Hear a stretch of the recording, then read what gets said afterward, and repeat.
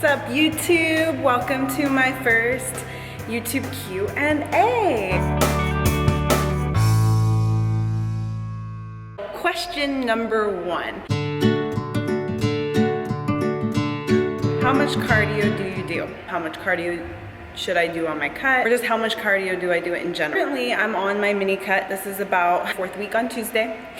The most cardio I've done in a long time. I'd have to say years. So I'm currently doing 45 minutes total, 6 days a week. It's a combination of HIIT cardio, high intensity interval training. I'm also doing lists with low intensity state cardio. Constant resistance, but at a slower pace. My current regimen, I'm doing 25 minutes of HIIT and 15 minutes of lists. I'm doing this much cardio right now to maximize my fat loss. I'm not on my mini cut. Good to go back and forth between doing a lot of cardio and then none cardio. Kind of just keep shocking your system. Your body does plateau with training or cardio. So it's good to change it up. Now I'm only doing 6 days a week of cardio. When I'm not prepping, I'll do about 2 times max a week of HIIT cardio, 15 minutes max. So you can see I don't do cardio all the time, but it's good to change it up. I do jump rope, I do outside, I do stairs, I do the Stairmaster, I do the treadmill, I do the elliptical, I do the bike, I do a row machine. I get bored doing the same long amounts of cardio on one machine. If I have to do 45 minutes, I'm gonna break it up in increments on different machines. If you're not enjoying the cardio machine you're using, you're not gonna put 100% into it. I'm sorry, you're just not. I know that. If I'm mixing it up between different machines, I know I can go full 110% and get the most out of the cardio that I'm doing on that machine. Question number 2. What motivated me to get started? I've been active most of my life. I didn't really understand the gym or nutrition all the way through my teens up to 21 years old. I did, like most of you, Taco Bell, fast food, energy drinks. I used to be a cardio bunny, afraid of lifting heavy weights because I thought they would make me bulky. And because of all the cardio I was doing and the poor nutrition, my body was freaking out and was storing a lot of body fat. So I look back, I didn't dislike my body. I wasn't really unhappy with my body. My skin was terrible. I was breaking out all the time.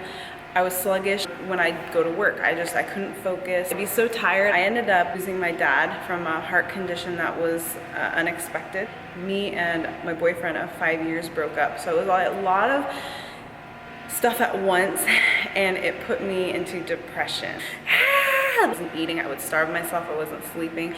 I got really, really skinny at one point. My hair was literally falling out, and not long after that, I ended up in a street bike accident with a friend who popped a wheelie, and we both came off of it, and I had road rash all over my body. I didn't get any other injuries, but I had a lot of road rash, hence the scar a lot of you notice. This is pain. This is a real pain. A turning point for me of actually having physical pain and thinking I was putting myself through mental pain for no reason. And I drugged myself through that for a year. That point of being depressed was something I could have just let go of, was a turning point for me.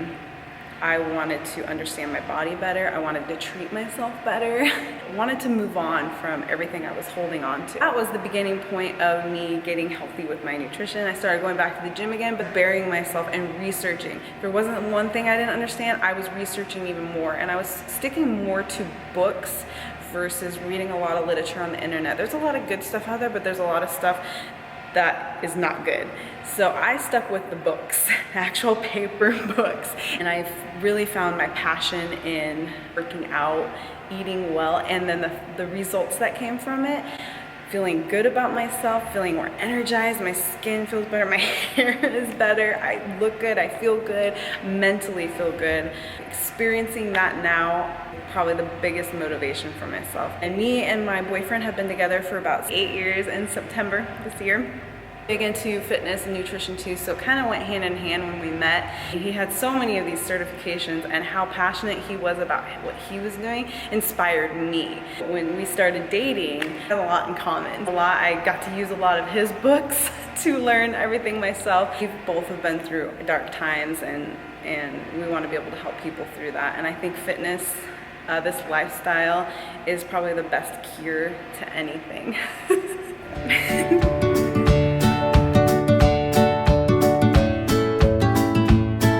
What does my diet look like? Well, when I'm not on a mini cut, I follow flexible dieting, I follow macros. A lot of you have seen my video before where I was eating about 360 grams of carbs daily on top of about 60 grams of fat, 120 grams of protein, I believe, somewhere in there. And I basically was eating to that number. I wasn't avoiding any foods. I'd be like, you know, I feel like having Pop-Tart today, I feel like having a donut today. I was fitting them into my macros, and I would a lot of times put them around my workout so I utilize the carbs more, the carbs and sugars. That's pretty much sums it up, flexible dieting. I was eating anything and everything that fit into my specific numbers. Currently now, if you watched my start of my mini cut, my diet right now on my mini cut, I've cut out sugars. The only sugar I'm getting right now is my Rice Krispie treats as my pre-workout, but I'm eating a lot of lean protein, a lot of vegetables, green vegetables, variety. Same thing with my protein, variety. It's not specific to one protein. It's like chicken, fish, shrimp, turkey. Vegetables could be green beans, broccoli, asparagus, okra, spinach, lettuce, all of those greens. Egg whites, whole eggs, olive oils, white rice, and white rice and brown rice. A lot of people, there's a controversy with that. White rice and brown rice actually have almost the same nutritional value, give or take a few numbers. A lot of people think white rice is bad. Usually when white rice is bad is if you get the processed stuff that are loaded with sugars and then you're eating lots of amounts of that. But white rice, I usually get bulk from Sprouts or Whole Foods. Brown rice just still has the casing around it, whereas white rice has been stripped of that. Brown rice is gonna be a little bit more nutrients and vitamins because it has the casing around it. White rice's glycemic level is a little bit higher than brown rice, so a lot of bodybuilders like white rice because it's quicker digesting into their system and it gives you that insulin spike. I like doing it around my workouts because it's the perfect pre or post workout recovery fuel. A more strict diet with my mini cut. Again, a mini cut is only temporary. Once I get to that goal, my desired goal, then I get a little bit more flexible again. Sum it up. Mini cut, I'm a little bit more strict, but again, it's only a certain amount of time. When I'm not, I follow IIFYM. Macros, flexible dieting, I enjoy anything when I want it and what I want. And how do you calculate macros? I refer a lot of my clients or people who ask me to IIFYM.com. People who just want to do it themselves, I usually refer to there because that's going to be the closest. Plug in all your info and it'll give you kind of a baseline of the macros that you need according to your goals specifically. At least give you that guide into the right direction. You can kind of get creative from there depending on where you want to go. That's just a number that you could get started by. Most people are already in a deficit.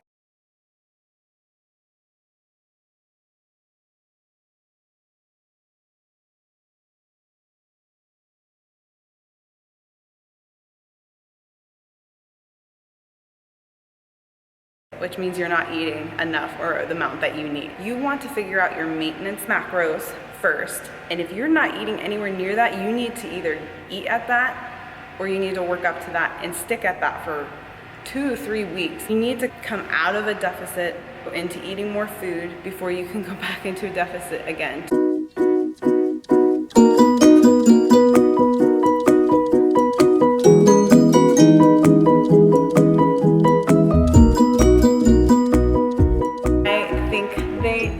Outfits, what you're wearing affect your mood, your workouts, whatever you're doing, 100%. I like wearing things that flatter my body, that I feel good in, because I love bright colors because they're happy. It makes you happy, it makes you smile. I always tell even my friends, I tell anybody, wear what you feel comfortable in because your beauty is gonna shine through that because you're comfortable and you're confident in it. I feel like a sexy beast.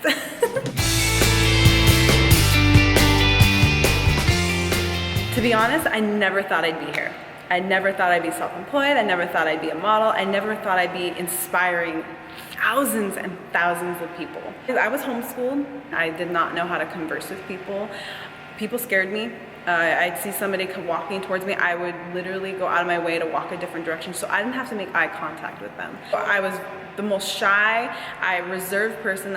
I would never really go out and never do anything. I wanted to overcome a lot of my walls in my life. I had a lot of brick walls.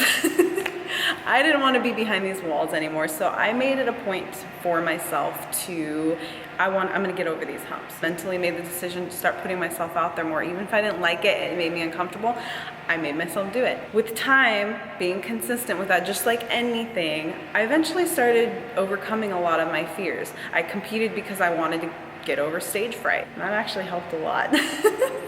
I just started working on actually conversing with people, taking the time out of my day to ask somebody about them, ask them how they're doing, to actually focus on their eyes. Within the last 8 years, I have to say I've gone above and beyond everything, all these goals I set for myself. I had started Instagram when nobody was using it. People were asking me, why are you doing Instagram? That's stupid. Because Facebook, MySpace were all kind of the thing then. I did photography at the time as a freelance photographer. A friend of mine said, they're like, you should do Instagram, you'd love it because it's all like professional photos. So I was super stoked about it because it was mostly professional photos of scenery, talking about like fashion models and things like that. There was no fitness on Instagram. And my Instagram started out as just my daily life. And there was no videos at the time, so I was just doing pictures of workouts. I would do little motivational quotes, and people really started picking up on that. They really liked it. My Instagram ended up just taking off from there, and then of course Instagram got videos and all that. I inspired enough people and I related with enough people that they really liked me, they really liked what I posted, and I really enjoyed putting that out there for everybody because I could relate with them and I could understand where people are coming from, how, being a beginner in the gym or not knowing about this or just going through a rough patch in your life. Most of my sponsorships now, I spent thousands of dollars on their products before I even was a sponsored athlete. I tell people all the time, if you want to be sponsored by somebody, it's not always expecting free. So you have to put in, it's a 50-50 both ways. The sponsors I have now as the products I spent a lot of money in, and I was very active with posting, just marketing them, telling them I really love this product, just tagging them, just posting all the time, just putting it out there, that they ended up noticing that. And they came to me and they're like, hey Jen, Honey Buns Fit. Do you want to be a sponsored athlete? And most of them I've been with for at least 2 or 3 years. I've been with all my sponsors, with a few recent ones, but I've been with them for a very, very long time. When I commit to something, I commit. I'm not a jump around kind of person. I actually use the products. I believe in the products. Just being active in what you love. Putting yourself out there, getting involved, and it's not always about me. It's about getting other people involved and being real with people. And I think that's where a lot of you have clicked with me and I've clicked with you, is because it's just keeping it real and it's ideal goals. People want to be happy, we want to feel good, we all want to be fit and still enjoy life. I do have my good days, I do have my bad days. The bad days or feeling unmotivated stems from something that could have happened, something that you're either mentally drained, so you just don't have the mental energy for yourself to bring yourself into the gym to work out. A lot of times I'll be sitting in my car or before at home thinking, I don't want to go to the gym. I rethink myself and I get on a positive point and think, okay, I am just basically shorting myself because whatever's going on, I'm not gonna do something for myself because of that. I'll make myself get in the car, I'll drive to the gym, I'll come in, I'll just be like, but I'm like, nope, I'm gonna do it. Usually by the time I start getting into my workout and start reframing the way I'm thinking, instant change. I feel so much better. Majority of the time, if you come in, complete your workout, even if you're not feeling it, you're gonna feel 100 times better mentally and physically afterwards. So I think when it comes down to it is when I'm not feeling motivated or frustrated, I basically tell myself, no, you're gonna do this. But there are some days that it's good to take a mental and physical break, and you have to kind of weigh that out. Are you not working out because you're frustrated or you feel like you're not getting anywhere, so you're just being angry with yourself, or is it because you are physically tired or something happened that day that you just can't get to the gym? What's the real reason why you're not motivated? And most of us tend to not think about that. We're just like, oh, I'm not motivated, I don't want to go in. Usually we'll sit there and go, okay, why is it that I'm not feeling motivated and working out right now? If it's for some dumb mental reason, I go to the gym. But if it's because I'm physically ill, sick, taxed out, or I just can't get to the gym because of something, I usually stay home. But most of the time it comes here. The reason they get cravings or they binge eat is because you're already restricting yourself in the first place. Don't restrict yourself. And you're enjoying those things in moderation, you're not gonna have those cravings and you're not gonna binge eat. So when I follow IIFYM and macros, I'm eating to my number and eating what I want. I don't have cravings. The only time I've had cravings is being on this mini cut because I've cut things out. But I've made the decision, so I'm gonna get through this. There are ways to fixing those cravings though. I like to take fresh lemon or lime juice, squeeze it into a blender with ice, some stevia, blend it up, and you got yourself a slushie. That is the ultimate.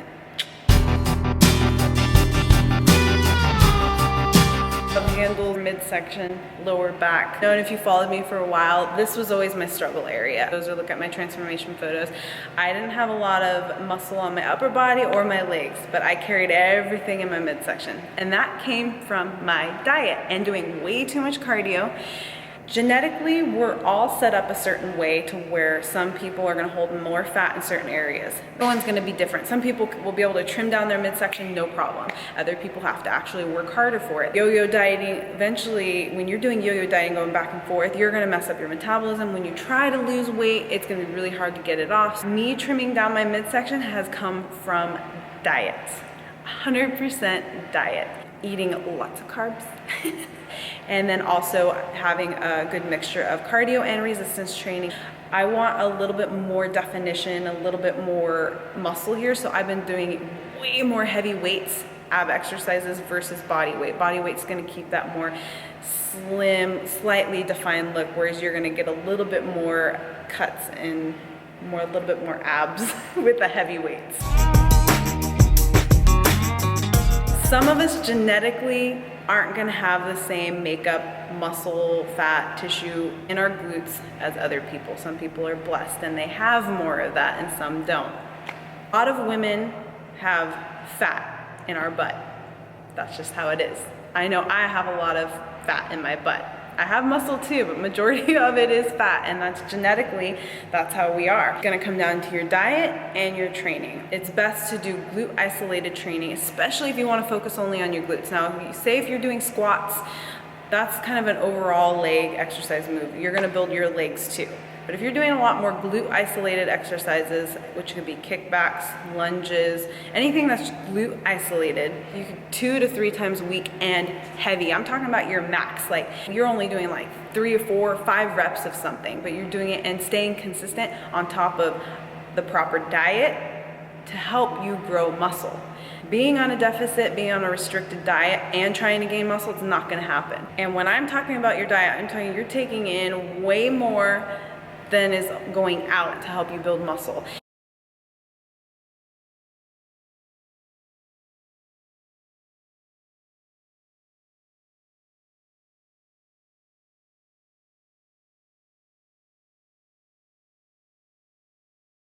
Keep in mind that if you're doing it naturally, gaining any muscle, you are gonna gain a little bit of body fat. You can minimize that if you have your diet in check. Doing it naturally, that's how it's gonna happen. You have to be prepared and accept that you're gonna have fluctuations, but once you gain the proper amount of muscle you want, then you can cut down. How do I stay motivated every day? How do I have the energy that I have?